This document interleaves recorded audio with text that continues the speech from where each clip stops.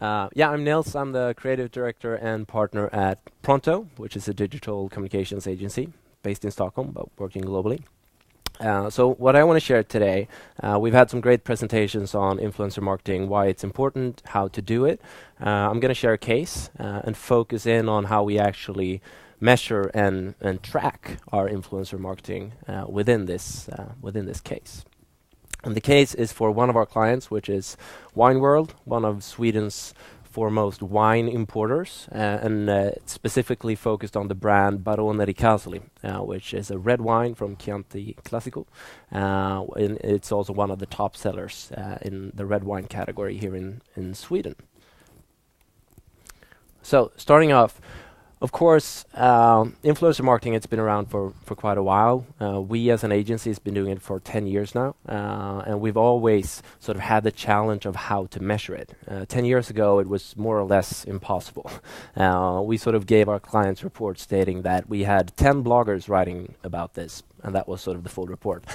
Today, we can measure a lot more, which is good. Traackr is one of the reasons why we can do that. And of course, you need to measure sort of all of your digital communications to find out what is working and what provides you the most value.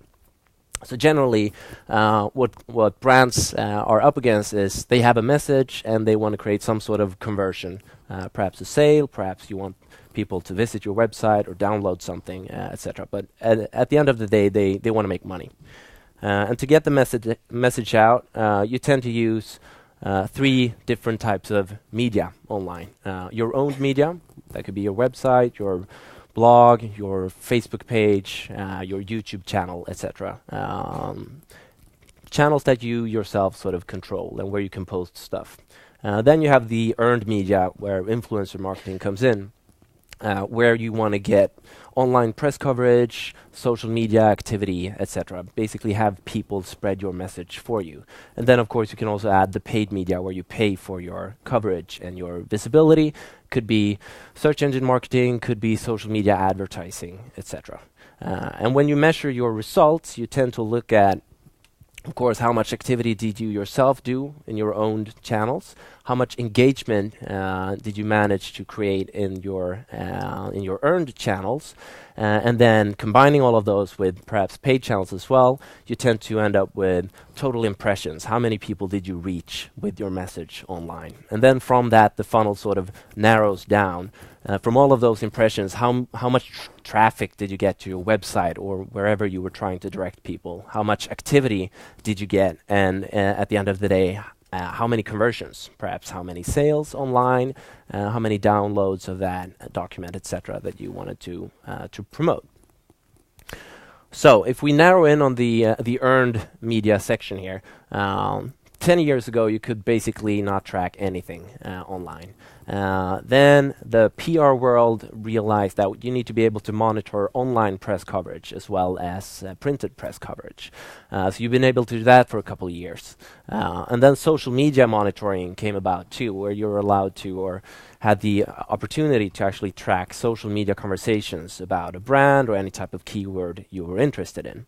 And now, specifically with Traackr, you can sort of narrow that social media monitoring down onto influencers. So you can look at not only the overall social media world or everybody talking about you online, but actually narrow in on the few perhaps most important people and measure how your brand is doing in that group. How many conversations are you getting in that group, etc. So that's what we're doing now with Traackr, for instance. And especially we're doing this for this case. This is a Swedish campaign for Barone Ricasoli. It's at baronericasoli.se, and it's actually still an ongoing campaign. But to share some of the background, this wine brand wanted to reach a slightly younger target group than it had been reaching previously, and it wanted to engage people online and find a reason for people to engage with the brand.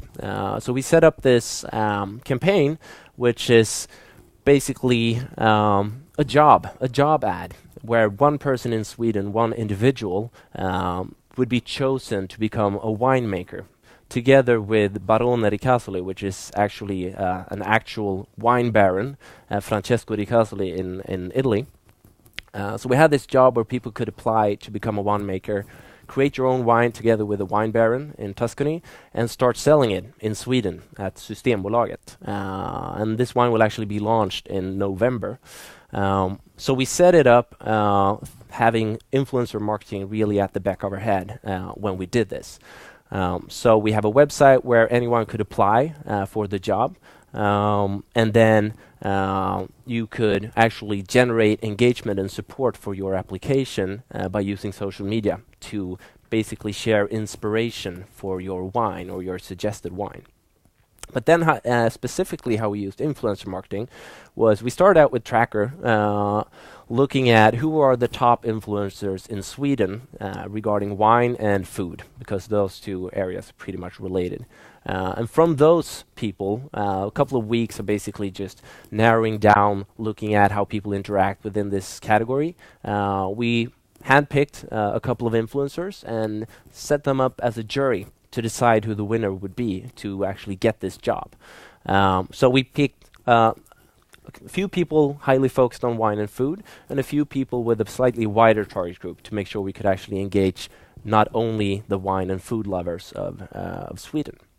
And the jury, of course, got the job and the assignment to pick the winner, but they were also welcome to join in the winemaking progress, which actually happened last weekend. And maybe that's why I have a cold and a fever now, after drinking too much wine.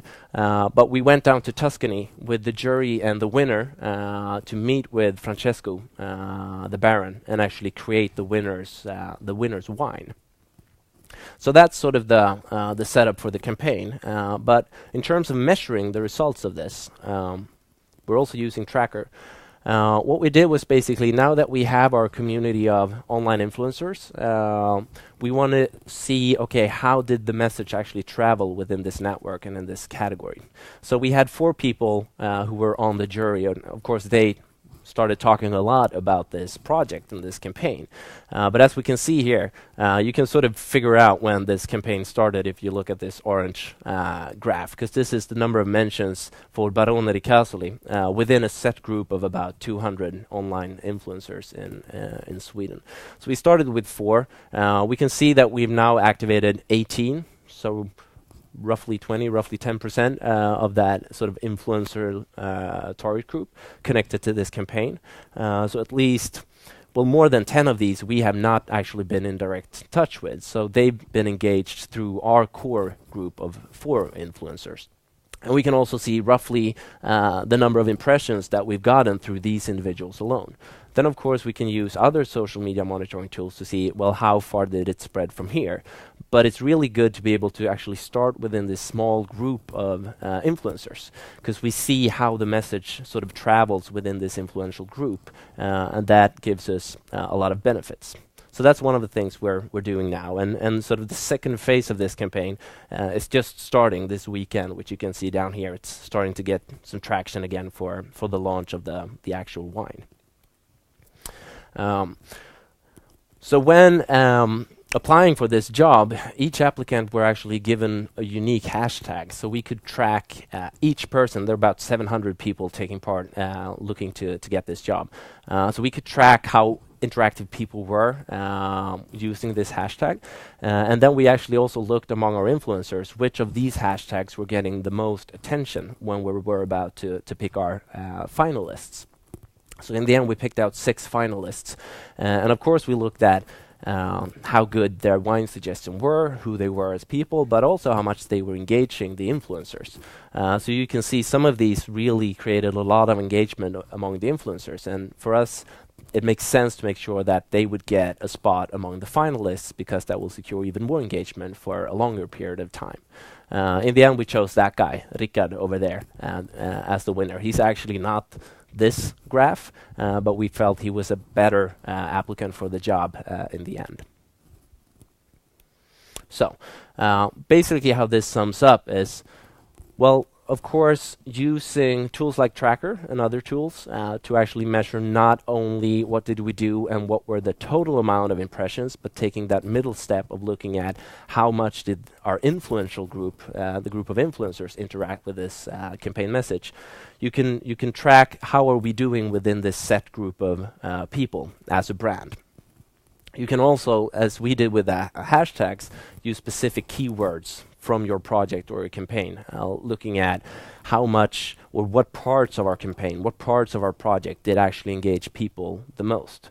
But I would say that the biggest benefit is you can actually see how people interact with each other in this network and who influences who, and also follow the progression of a campaign. And in the end, which is the big, I would say, the big value of this is to have a long-term approach. We started out with 4 people in a jury. Of course, we're going to keep the relationships going with those people, but now we have about 15 more that we know they liked what we were doing because they wrote about it and they shared it. So perhaps we could start building a relationship with them too in our next activity. And that's sort of how you start building an online ambassador program. Yeah, so that's basically the case. Thank you.